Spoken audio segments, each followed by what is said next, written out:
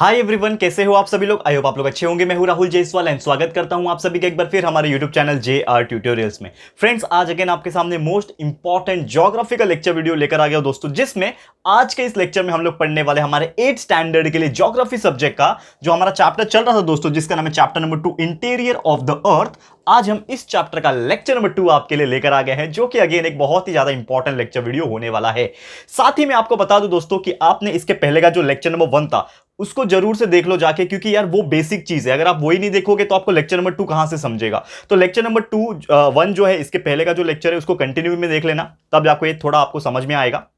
और बेसिक जो मैं हमेशा चीज बोलता हूं कि जो पहला लेक्चर है वो हर चैप्टर का क्या होता है, एक कॉन्सेप्चुअल लेक्चर होता है, जिसमें आपको हम हर तरीके से नॉलेज प्रोवाइड करते हैं कि चैप्टर के अंदर क्या पढ़ने वाले, और जो जो एकदम कॉन्सेप्ट वाले चीजें होते हैं वो प्रोवाइड करते हैं। तो जरूर से चेकआउट कर लेना और हमारे प्लेलिस्ट को भी जरूर से चेक करते रहना, क्योंकि उसमें हमने हर सब्जेक्ट के यानी साइंस के, मैथ्स के, हिस्ट्री के, ज्योग्राफी के जितने भी वीडियोस आज तक हमने अपलोड कर लिए हैं, ऑलमोस्ट सब वीडियोस कर लिए हैं। तो हर चीज वहां पे अवेलेबल है, आप जाओ चेक करो और अच्छे से देखो और अच्छे से शेयर करो। ठीक है दोस्तों, तो चलिए शुरुआत करते हैं आज के इस वीडियो की, जो कि है हमारा इंटीरियर ऑफ द अर्थ। तो जैसे कि आपको याद होगा कि हमने जो प्रीवियस लेक्चर था, हमारा जो पिछला लेक्चर था, उसमें हमने देखा था कि हमारा जो अर्थ होता है ना, उसके बहुत सारे इंटीरियर्स के अंदर बहुत सारे लेयर्स होते हैं। जैसे कि आपको मैंने बताया था कि अर्थ का एक क्रस्ट होता है, उसके क्लासिफिकेशन में भी मैंने बताए थे आपको कि अर्थ का एक क्रस्ट होता है, फिर क्रस्ट के नीचे आप जाओगे तो मेंटल होता है, मेंटल में भी अपर मेंटल, लोअर मेंटल होता है, फिर नीचे होता है कोर, कोर में भी आउटर कोर होता है, फिर इनर कोर होता है। तो मैंने एक डायग्राम के थ्रू आपको बताया था, गोल सा एक डायग्राम था अर्थ का, पृथ्वी का, उसके हिसाब से बताया था। आज भी एक डायग्राम लेके आया हूं, लेकिन इसको मैं थोड़ा सा चर्चा करूंगा, लेकिन मेन जो मुद्दे की बात है सबसे पहले उसके बारे में आपको बताऊंगा। तो सबसे पहले जो आज का जो टॉपिक हम लोग पढ़ने जा रहे हैं, शुरुआत करने जा रहे हैं हमारे लेयर्स की। तो सबसे पहला जो लेयर होता है दोस्तों, वो हम लोग पढ़ेंगे द क्रस्ट। सभी को पता है दोस्तों क्रस्ट क्या होता है, यानी कि जो पृथ्वी होती है, ठीक है ना, पृथ्वी के ऊपर जो जमीन, हम जिसके ऊपर खड़े हैं, हम जिसके ऊपर बिल्डिंग बांध के रहते हैं, हमारे रोड जहां पे, तो वो जो लेयर है पृथ्वी का, उसको बोलते हैं क्रस्ट। क्या होता है, सबसे टॉप मोस्ट लेयर, सबसे ऊपर का सतह बोलते हैं ना हम लोग, सबसे ऊपर का जो लेयर है पृथ्वी का, अर्थ का, वो होता है हमारा क्रस्ट। ठीक है, अब वो क्रस्ट इतना पतला होता है क्या? नहीं, ये बहुत ही गहराई में होता है। तो ये सब चीज के बारे में चर्चा करेंगे। तो क्रस्ट की अगर मैं बात करूं, ये हमेशा किस में होता है, सॉलिड स्टेट में होता है, हमेशा सॉलिड होता है ना। आप किधर पे भी चले जाओ पृथ्वी के ऊपर, पानी छोड़ के यानी समंदर छोड़ के, आप किधर पे जमीन के ऊपर चले जाओ, तो वो जमीन जब आप छुओगे उसको तो कड़क लगेगा। यानी कि हमेशा वो जो क्रस्ट होता है पृथ्वी के ऊपर का, वो क्या होता है, सॉलिड क्रस्ट होता है, सॉलिड स्टेट में होता है। और ये कैसे फॉर्म हुआ था, मैंने आपको बताया था, जिस प्रकार जब लावा बाहर आता है तो कैसे एकदम ड्राई होने के बाद, ठंडा होने के बाद वो पत्थर बन जाता है। सेम इसी प्रकार जब हमारा पृथ्वी आग का गोला था तो वो कैसे कन्वर्ट हो गया, ये सभी चीज हमने लेक्चर नंबर 1 में एक्सप्लेन किया था। तो इसलिए मैं बोलता हूं कि कनेक्टेड लेक्चर्स देखोगे 1 बाय 1, एक के बाद एक, तो ये आपको समझ में आएगा। इसके लिए हमेशा आप प्लेलिस्ट चेक करते रहो, वीडियोस सेक्शन जो है हमारा, कि कौन कौन से वीडियोस हम अपलोड कर रहे हैं वो भी चेक करते रहो, क्योंकि कभी कभी ऐसा होता है कि हमने वीडियोस बनाए, अपलोड किए, लेकिन आपको नोटिफिकेशन नहीं जाता है। कभी कभी ऐसा प्रॉब्लम हो जाता है, तो आपको ऐसा लगता है कि हमने अपलोड नहीं किया, लेकिन आप चेक करोगे रेगुलर बेसिस पे, हर दिन चेक करोगे कि हम कौन कौन से वीडियोस डालते हैं, तो आपको बहुत ही अच्छे से पता चल जाएगा कि हम रेगुलर वीडियोस बनाते हैं, आपके लिए कंटिन्यूस बनाते हैं। ठीक है, और आप लोग भी कंटिन्यूस देखिएगा। तो सॉलिड स्टेट में होता है क्रस्ट, हमेशा याद रखना। और यहां पे कुछ अगर मैं एग्जांपल के तौर पे बात करूं कि जो इसका थिकनेस होता है, अब पृथ्वी हमारा बहुत बड़ा है, बहुत बड़ा यानी बहुत गोल है। अगर आप देखोगे कंट्रीज वाइज, हमारे इंडिया से चले जाओ यार वेस्ट की तरफ, तो यार कितने सारे कंट्रीज है इंडिया के, पाकिस्तान है, अरब्स है, मिडल ईस्ट है, यूरोप के बाद फिर अमेरिकन है, अफ्रीकन कंटिनेंट है, फिर अमेरिकन, यानी इतना बड़ा पृथ्वी है यार, और उसमें इतने सारे अर्थ के क्रस्ट होंगे। अब एक सवाल यह है कि क्या ये जो अर्थ क्रस्ट जो होंगे, क्या इसका जो थिकनेस होगा, यानी कि जो मोटापा होगा, मोटापा मतलब समझ रहा है, यानी कितना पतला होगा। अब लेयर जो है पृथ्वी, जो जमीन है, उसका लेयर कितना है, इतना पतला है क्या, इतना पतला है क्या, कितना पतला है, बोल सकते हैं क्या हम लोग? नहीं बोल सकते, लेकिन इसको भी जियोलॉजिस्ट जो होते हैं, यानी जो ज्योग्राफिकल साइंटिस्ट जो होते हैं, उन्होंने डिस्कवर करके रखा हुआ है। और एक चीज उन्होंने बोला कि ये जो थिकनेस होता है हर जगह सेम नहीं होता है, thickness are not same everywhere. हर जगह आप चले जाओ, हर जगह का थिकनेस आपको अलग मिलेगा। हो सकता है इंडिया के नीचे जो जमीन है, हमारा जो इंडिया का जो जन्म, ये मतलब भूमि जो है ये वाला, तो इसमें जो जमीन के अंदर जो गहराई है, थिकनेस जो है किसकी, क्रस्ट की, हो सकता है वो अलग हो। अमेरिका में चले जाओ, उसकी गहराई अलग हो सकता है यूरोप में अलग हो, ऑस्ट्रेलिया में अलग हो। तो ऐसे अलग अलग कॉन्टिनेंट्स में, अलग अलग कंट्रीज में अपना जो अर्थ क्रस्ट जो रहेगा, जो क्रस्ट रहेगा, जो लेयर रहेगा, उसका जो थिकनेस रहेगा, मोटाई जो रहेगा, चौड़ाई जो भी आपको बोलना है, थिकनेस जो रहेगा वो क्या रहेगा दोस्तों, अलग अलग रहेगा। ये चीज बोला जाता है। और एक ऑन एन एवरेज अगर मैं मानूं, यानी हर जगह का मिला के ऑन एन एवरेज मानूं, तो ऐसा बोला गया है कि ये जो थिकनेस होता है लगभग 30 to 35 किलोमीटर होता है। बहुत बड़ा यार, 30 to 35 किलोमीटर। यानी कि आप समझ लो कि जमीन पे आप खड़े हो और जमीन के अंदर आप ड्रिल मारते जा रहे हो, एक मशीन से बोरिंग मारते हो ना, बोरवेल के लिए बोर मारते हो, आपको याद होगा। तो वैसे आप बोरवेल से समझ लो मारते जा रहे हो और कहां तक मार रहे हो, लगभग 30-35 किलोमीटर नीचे तक मारते जा रहे हो। आपको अंदाजा भी है 30-35 किलोमीटर कितना होता है? बहुत लंबा होता है यार 30-35 किलोमीटर, ठीक है ना। आदमी एक शहर से दूसरे शहर में चले जाता है 30-35 किलोमीटर के बाद। तो इतना गहराई में अंदर तक आप होल करोगे, तब तक हमारे अर्थ का क्या होता है, सिर्फ पहला लेयर होता है जिसका नाम है अर्थ का क्रस्ट, ठीक है। समझ में आ रहा है? ये डायग्राम से भी एक्सप्लेन करूंगा, लेकिन पहले थ्योरेटिकल चीज समझ लो। समझ में आ रहा है? तो अर्थ का क्रस्ट का लगभग ऑन एन एवरेज में बोल रहा हूं, फिक्स नहीं है ये चीज, ये चेंज होता रहता है, लेकिन एक एवरेज पकड़ते हैं ना हम लोग। तो एवरेज कितना है उसका? लगभग on an average 30 to 35 kilometre जो है, ये इसका क्या है, मोटाई है। यानी कि एक तरीके से आप बोल सकते हो इसका थिकनेस हो सकता है अर्थ के क्रस्ट का, ठीक है। और एक चीज है कि जो थिकनेस जो क्रस्ट के बिलो का जो रहता है ना, तो कॉन्टिनेंट्स जो होता है, जैसे कि मैंने आपको बताया था कि हमारा जो पृथ्वी है हर जगह क्रस्ट प्रेजेंट है। यानी कि समंदर के अंदर भी क्रस्ट है, जो समंदर पानी भरा हुआ है उसके नीचे भी तो जमीन है ना। अगर आप देखोगे पूरा समंदर है पानी से भरा हुआ, लेकिन उसके नीचे भी तो जमीन है, यानी क्रस्ट उधर पे भी है, ठीक है। तो वहां पे जो क्रस्ट रहेगा उसको बोलते हैं हम लोग, उसको हम लोग ओशियनिक क्रस्ट बोलते हैं। ये मैंने एक्सप्लेन किया हुआ है लेक्चर नंबर 1 में, ठीक है। और एक और क्रस्ट होता है जिसको हम लोग बोलते हैं कॉन्टिनेंटल क्रस्ट। तो कॉन्टिनेंट क्रस्ट की बात करूं, कॉन्टिनेंटल क्रस्ट की बात करूं, ठीक है, या फिर मैं बात करूं ओशियनिक क्रस्ट की। ओशियनिक यानी समुद्र के अंदर वाला जो क्रस्ट है, ये दोनों के जो थिकनेस है वो ऑन एन एवरेज क्या होते हैं, अलग अलग होते हैं। तो अंदाजा तौर पे अगर मैं बात करूं कि जो थिकनेस होता है क्रस्ट का बिलो द कॉन्टिनेंट्स, यानी कॉन्टिनेंट्स के नीचे जो होता है उसका जो लगभग होता है वो होता है 16 to 45 किलोमीटर। यानी कि मैं बात कर रहा हूं कॉन्टिनेंटल का, तो कॉन्टिनेंटल क्रस्ट लगभग होते हैं 16 किलोमीटर से 45 किलोमीटर तक के थिकनेस होते हैं। यानी कि आप जमीन के ऊपर जब खड़े हो, कॉन्टिनेंट जैसे कि एशिया हमारा कॉन्टिनेंट है, तो इसमें जितने भी कंट्रीज है इसमें आप अगर होल मारोगे, लगभग जो तो थिकनेस जो आएगा लेयर का वो लगभग आएगा 16 से 45 किलोमीटर के आसपास। वही अगर ओशन के अंदर मारोगे, कोई भी ओशन ले लो, उसके अंदर अगर मारोगे तो वो लगभग जो है दोस्तों यहां पे आ जाता है 10 किलोमीटर के आसपास। क्योंकि ओशन में जमीन कम होती है ना, ऑब्वियसली गहराई जो होगी वो कम होगी, क्योंकि ऑलरेडी वो पहले से गहरी है ना, तभी तो पानी भरा हुआ है उसके अंदर, पहले तभी तो समंदर बना हुआ है ना, ओशन बना हुआ है। तो इसकी जो गहराई होती है वो कम होती है, 10 किलोमीटर ही होती है, कॉन्टिनेंट की ज्यादा होती है। और एक और चीज है, पहाड़ भी तो हमारा यही क्रस्ट ही है ना, जमीन ही है ना। तो पहाड़ जो होते हैं, यानी कि जो माउंटेन या फिर हिल्स जो होते हैं ना, तो माउंटेन्स की अगर मैं बात करूं, इसके क्रस्ट का जो होता है थिकनेस वो होता है लगभग 40 किलोमीटर के आसपास, ठीक है। 40 किलोमीटर के आसपास इसका थिकनेस होता है। तो आप समझ जाओ कि सबसे ज्यादा कितना देखने मिल रहा है, कंटिनेंट में देखने मिल रहा है लगभग 45 मैक्सिमम है, फिर माउंटेन में लगभग 40 के आसपास है, ओशियनिक क्रस्ट में लगभग 10 किलोमीटर के आसपास है। ये आपको अंदाजा के तौर पे बोलना है। और जैसे जैसे हम लोग इन गहराई के अंदर जाएंगे, यानी 16 to 45 किलोमीटर के अंदर आ चुके हैं, लेकिन 45 किलोमीटर को भी क्रॉस करके और अंदर में होल मारते जा रहा हूं और अंदर घुसते जा रहा हूं पृथ्वी के अंदर, अर्थ के अंदर। तो जैसे जैसे हम लोग घुसते जाएंगे वैसे वैसे उस अर्थ का या फिर जो भी आप जा रहे हो वहां पे आपका टेम्परेचर इंक्रीज होते जाएगा। क्योंकि मैंने आपको रीजन बताया था इसका कि आप जैसे जैसे अंदर जाओगे, यानी कि आप कहां तक जा रहे हो, मेंटल की तरफ जा रहे हो, फिर और अंदर जाओगे तो कोर आ जाएगा। तो जैसे मैंने बताया था कि मेंटल तक पहुंचोगे तो आपका टेम्परेचर इंक्रीज होने लगेगा, क्योंकि वहां पे क्या फ्लो होता है, मैग्मा फ्लो होता है, लावा फ्लो होता है, जो आग का गोला मतलब पिघला हुआ समझ लो पूरा वो होता है। तो ऑब्वियसली वो सन कितना गर्म होता है उसी प्रकार का गर्म जो होता है वो नीचे होता है। और ऐसा ये माना जाता है कि जैसे आप सेंटर पे पहुंच जाओगे, यानी कि मेंटल तो पहुंचे, मेंटल के बाद कोर पे पहुंच जाओगे, तो कोर पे जब पहुंचोगे आप लोग, जब आप कोर पे पहुंचोगे तो टेम्परेचर वहां का जो रहेगा, ऐसा माना जाता है, ऐसा एक कैलकुलेशन बोलता है जियोलॉजिस्ट के हिसाब से, लगभग 5500 से लेके 5500 डिग्री सेल्सियस से लेके 6000 डिग्री सेल्सियस तक उसका टेम्परेचर रहता है, जो कि सन से भी ज्यादा है यार। सोचो, लगभग सन का भी इसके आसपास ही है, ठीक है ना। 5000 6000 के रेंज में ही वैरी करता है। यानी कि आप सोच सकते हो कि हमारा जो सन इतना गर्म है, उसके मुकाबले हमारा कोर भी लगभग उतना ही गर्म है, या फिर उससे ज्यादा भी एक टाइम पे आप बोल सकते हो यार। इतना गर्म चीज है हमारे पृथ्वी के सेंटर पे, समझ में आ रहा है? तो ये चीज होता है, क्लियर है। और जो क्रस्ट जो होता है ना, अलग अलग जगह पे मोटा भी होता है, अलग अलग जगह पे पतला भी होता है, थिन भी होता है, ठीक है। तो हम लोग ये चीज बोल सकते हैं। और ये तीनों चीज में कंपेयर करूं, सबसे पहली बात मैं अगर बात करूं, मैं क्रस्ट की बात कर रहा हूं,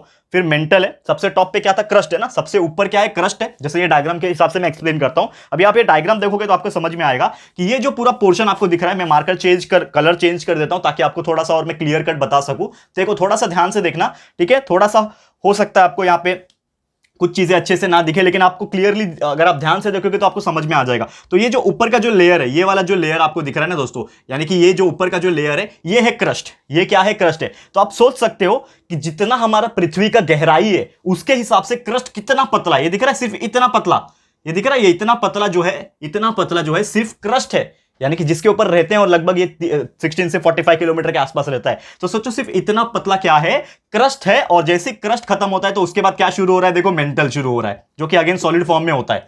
समझ में आ रहा है? यानी कि जो 3 लेयर होते हैं पृथ्वी के ऊपर, सबसे पहले क्रस्ट होता है, फिर मेंटल होता है, फिर कोर होता है। ये आपका क्रस्ट है, ऊपर का दिख रहा है, इतना पतला क्रस्ट है। फिर यहां से लेके यहां तक, यहां से लेके यहां तक क्या है, पूरा मेंटल है। तो सोचो कितना गहराई है ये, यानी मेंटल कितना अंदर तक है, लगभग बहुत ज्यादा किलोमीटर में होता है। और जब मेंटल का टॉपिक आएगा तो मैं आपको बताऊंगा कितना किलोमीटर गहराई होती है, वो बताऊंगा मैं। एंड उसके बाद आ जाता है आपका कोर। ठीक है, तो कोर भी आप देखोगे तो कितना गहराई है, ठीक है ना। और देखो यहां पे लिखा हुआ है ऑलरेडी, मैंने ध्यान नहीं दिया, ये चीज लिखा हुआ है। तो मेंटल जो है ना, यहां से यहां तक ये कितना है, 2870 किलोमीटर। आप बुक में भी देखोगे तो आपको मिल जाएगा। तो यानी 2870 किलोमीटर है। बाप रे बाप, इतना लंबा है। यानी कि आप घुसते जाओगे तो आपको सालों, मतलब साल बीत जाएंगे तो भी आप मतलब अंदर तक नहीं घुस पाओगे। समझ में आ रहा है? तो आपका जो क्रस्ट जो क्रस्ट था जिसकी गहराई थी सिर्फ और सिर्फ 16 से 45 किलोमीटर के बीच में, इतनू पतला सा था, वही मेंटल उसके कंपैरिजन में कितना है, 2870, यानी बहुत ज्यादा है। फिर आप देखो कोर, तो कोर भी लिखा है मैंने 3471, यानी कि मेंटल से भी ज्यादा गहरा कौन सा है, कोर है।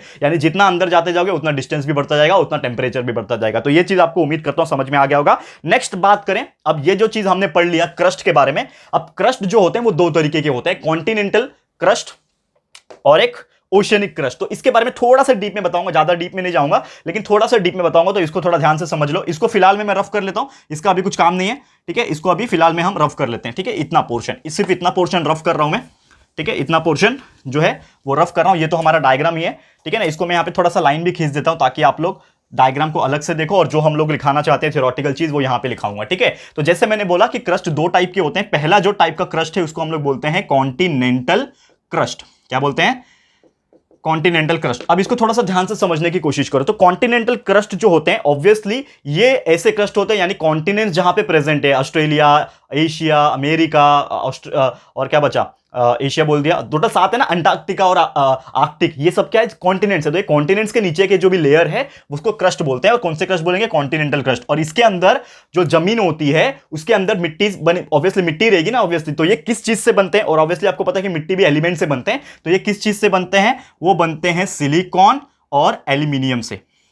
यानी कि पूरा का पूरा लेयर किससे बना हुआ है? सिलिकॉन और एल्यूमिनियम से। सिलिकॉन को Si कहा जाता है, एल्यूमिनियम को Al कहा जाता है। ये तो आपको साइंस में पढ़ाया गया था, मेरी तरफ से भी पढ़ाया मैंने, तो उम्मीद करता हूं आपको पता होगा। इसीलिए ये टाइप के लेयर को हम लोग बोलते हैं सिलिकॉन का Si और एल्यूमिनियम का Al, यानी कि सियाल बोलते हैं। ये चीज ध्यान में रखना है, बहुत इंपॉर्टेंट चीज है। एमसीक्यूज में पूछता है क्या कि कॉन्टिनेंटल क्रस्ट में कौन से टाइप के लेयर होते हैं? सियाल होता है, SiAl। Si का मतलब सिलिकॉन, Al का मतलब एल्यूमिनियम, दोनों को कंबाइन करके बनता है। समझ में आ रहा है दोस्तों? जो ये लेयर को क्या बोलते हैं? सियाल बोलते हैं। और इसके डेंसिटी भी दी है, ये अपने लिए इतना इंपॉर्टेंट नहीं है, लेकिन फिर भी आप लर्न कर सकते हो कि बाई चांस अगर एग्जाम में पूछे तो आप लिख सकते हो। तो इसका जो डेंसिटी होता है ना, कौन सा? कॉन्टिनेंटल क्रस्ट का जो डेंसिटी होता है दोस्तों, वो मैं लिख के दे देता हूं आपको। तो डेंसिटी होता है 2.65 से लेके 2.90, ठीक है। 2.65 से लेके 2.90 इसका डेंसिटी होता है ग्राम पर सेंटीमीटर क्यूब, जो उसका यूनिट है। और इसका थिकनेस जो होता है अप्रोक्सीमेटली जो होता है लगभग 30 किलोमीटर। मैंने आपको रेंज बताया था, मैंने आपको एक रेंज बताया था 16 से 45 का, तो वो रेंज था। लेकिन अप्रोक्सीमेटली एक फिगर की मैं बात करूं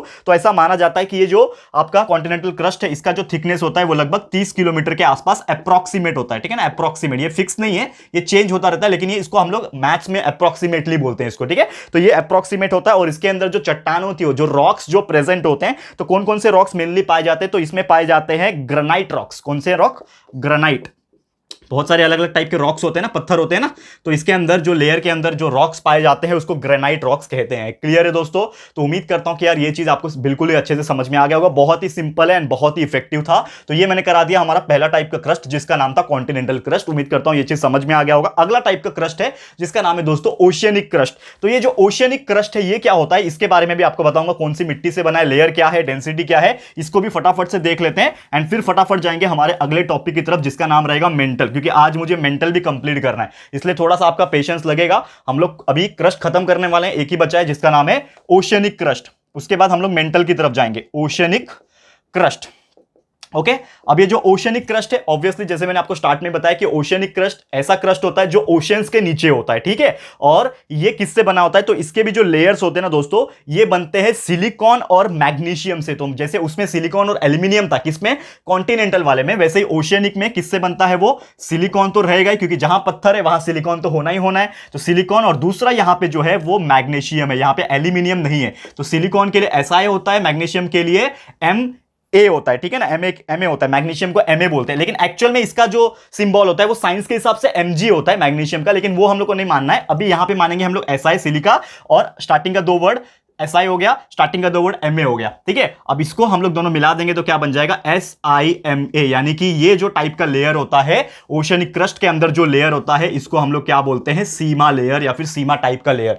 तो कंफ्यूजन ना हो इसके लिए वापस एक बार रिपीट करा रहा हूं कि जो आपने इसके पहले पढ़ा कौन सा क्रस्ट, कॉन्टिनेंटल क्रस्ट जो था, उसमें जो लेयर का नाम था वो था सियाल, SIAL था, सियाल था। और यहां पे जो ओशियनिक क्रस्ट है वहां पे क्या है, सीमा है। तो सियाल और सीमा, ये दो सबसे इंपॉर्टेंट चीजें यहां पे याद रखने के लिए, जो आपको fill in the blanks MCQs में पूछ सकते हैं, ठीक है दोस्तों। तो ये चीज हमेशा याद रखना। और इसका अगर मैं डेंसिटी की बात करूं तो 2.9 ग्राम पर सेंटीमीटर क्यूब इसका डेंसिटी है, ठीक है। डेंसिटी इज 2.9 ग्राम पर सेंटीमीटर क्यूब। इसको आप खाली याद कर लो कैसे भी करके, ये आपको हो सकता है पूछ ले तो आप डायरेक्टली लिख लेना, ठीक है। 2.9 ग्राम पर सेंटीमीटर क्यूब। और उसका जो लेयर का जो थिकनेस है वो 7 से 10 किलोमीटर के आसपास रहता है, यानी कि ओशन के अंदर है ना, तो थिकनेस थोड़ा कम ही होगा। तो थिकनेस इसका कितना है, 7 से लेके 10 किलोमीटर तक का इसका गहराई होता है ओशन के अंदर का। यानी कि जो ओशन के अंदर का जो जमीन है वहां से अगर खुदाई करते हैं और नीचे जाते हैं तो सिर्फ 7 से 10 किलोमीटर तक ही क्रस्ट रहेगा, फिर उसके बाद मेंटल शुरू हो जाएगा। समझ में आ रहा है, ये चीज आपको समझ में आ गया, ओके। तो क्लियर है। और एक और लास्ट चीज इसमें बचा हुआ है कि इस टाइप के क्रस्ट के अंदर, ओशियनिक क्रस्ट के अंदर जो टाइप के रॉक्स प्रेजेंट होते हैं, जो पत्थर चट्टान जो प्रेजेंट होते हैं,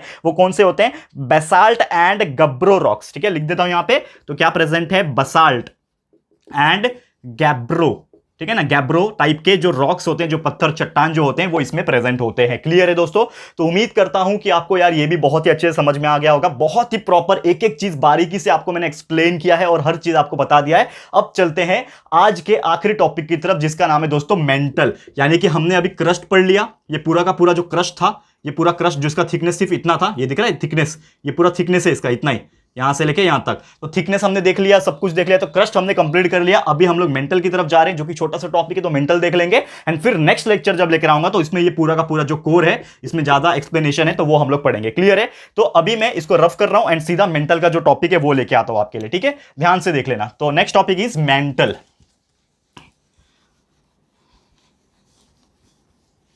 ओके, चलिए हेडिंग डाल लेते हैं।